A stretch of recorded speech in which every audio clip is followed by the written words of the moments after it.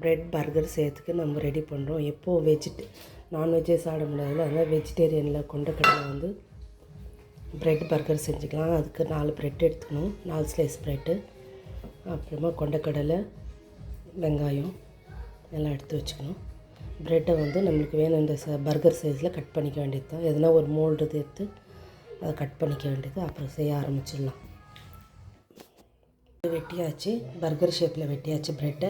கொண்டக்கடலையை வேக போட்டுடலாம். இந்த வெட்டி வச்ச இந்த வேஸ்ட்டு ப்ரெட் க்ரம்ஸை வந்துட்டு நம்ம ப்ரெட் க்ரம்ஸாக பண்ணிக்கலாம். சூடு பண்ணி ப்ரெட் க்ரம்ஸாக பண்ணிக்கலாம். இப்போ இந்த வெங்காயத்தை கூட கொஞ்சம் கொத்தமல்லி சேர்த்தாச்சு.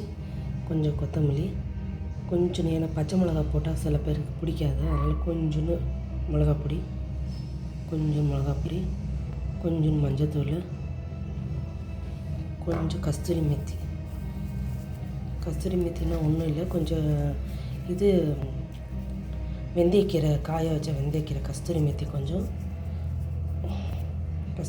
கொஞ்சம், அப்புறமா கொஞ்சம் இஞ்சி, கொஞ்சோண்டு இஞ்சி, ஏன்னா அது கேஸ்ட்ரிக்ன்றதுனால கொஞ்சம் இஞ்சி, கொஞ்சம்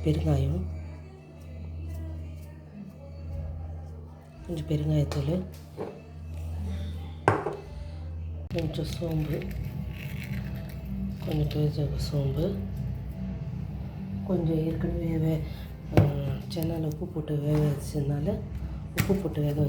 உப்பு கொஞ்சமாக தான் தேவைப்படும். கொஞ்சம் வெங்காயத்துக்கு ஏற்றப்பல கொஞ்சம் உப்பு போட்டுக்கணும். அப்புறம் நம்ம வேக வச்ச வெள்ளைக்கடலை வேக வச்ச சென்னா இருக்கு இல்லையா,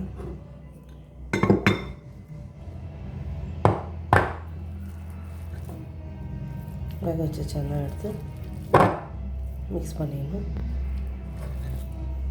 வேக வச்சு கொஞ்சம் மிக்சியில் போட்டு ஒரு சுற்றி இருக்கிறேன். அவ்வளோதான், ரொம்ப இல்லை, ஒரு சுற்றி இருக்கேன். இப்போ நம்ம நல்லா மிக்ஸ் பண்ணிக்கலாம்.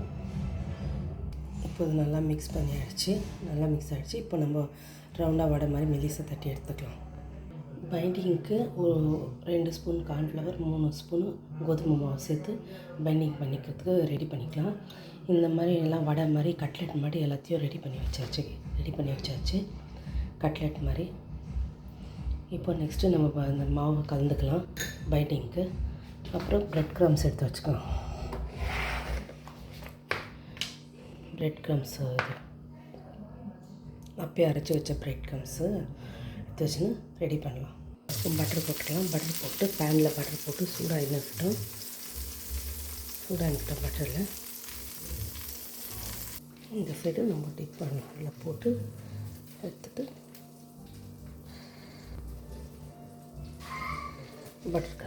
ப்ரெட் க்ரம்ஸில் இது பண்ணலாம்.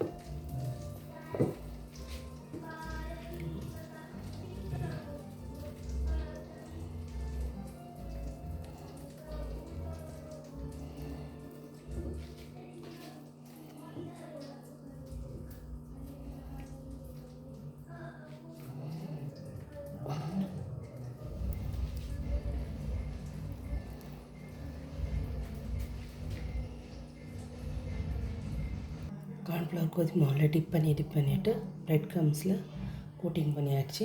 இப்போ அதை நம்ம பொரிச்சு எடுத்துடலாம். இது ரெடி போட்டாச்சு. எல்லாத்தையும்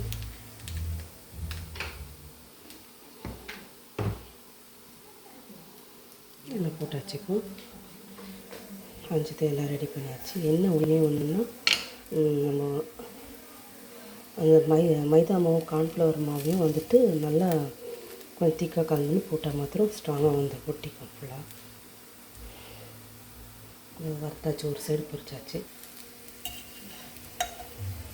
இன்னொரு சைடு திருப்பி போட்டுக்கலாம்.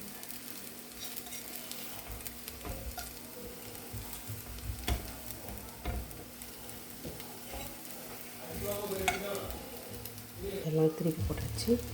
கொஞ்சம் பட்டர்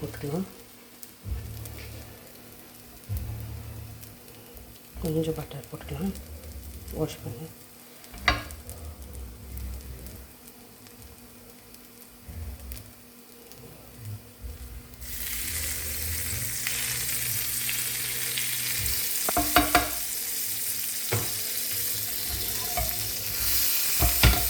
பட்டர் போட்டால் டேஸ்ட் ரிச்சாக கொடுக்கும், நல்லாயிருக்கும்.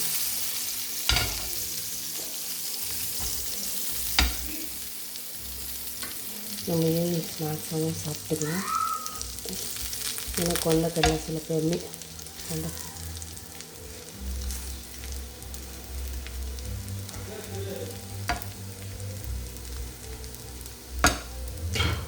ரெடி ஆகிடுச்சு, நம்ம எடுத்துக்கலாம். சிம்மில் வச்சு ரெடி ஆகிடுச்சு. இப்போ சிம்மில் வச்சு குக் பண்ணால் தான் இது கருகாது, இல்லை கருகிடும். வெட்டி வச்ச ப்ரெட்டை டோஸ்ட் பண்ணிக்கலாம். நம்ம பட்டரில் டோஸ்ட் பண்ணிக்கலாம்.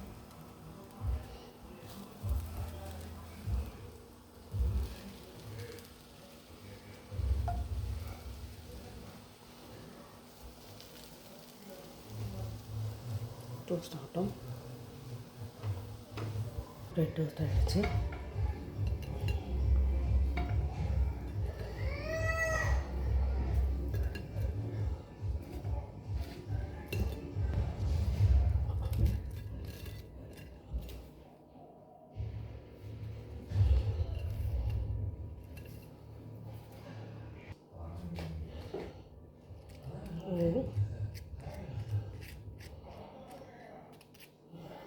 கொஞ்சம் கெச்சப் தடவிக்கலாம்.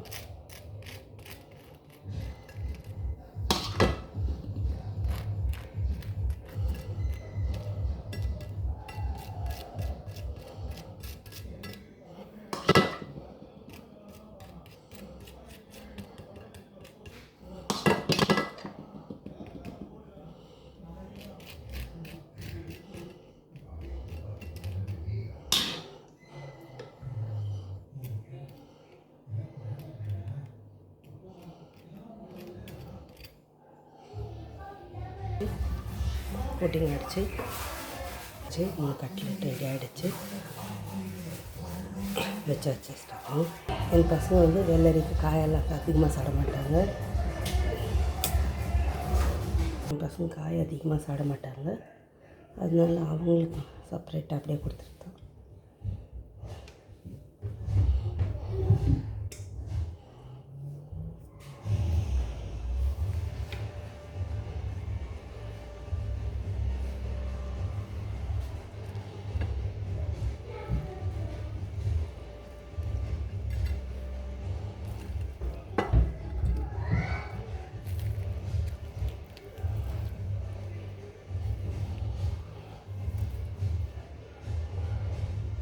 பிரெட் பர்கராகவும் சாப்பிட்லாம், கட்லெட்டாகவும் சாப்பிட்லாம். இதுக்கு கட்லெட்டுக்கு தேங்காய் சட்னி செஞ்சுட்டு தேங்காய் சட்னி கூட சாப்பிட்லாம். நன்றி.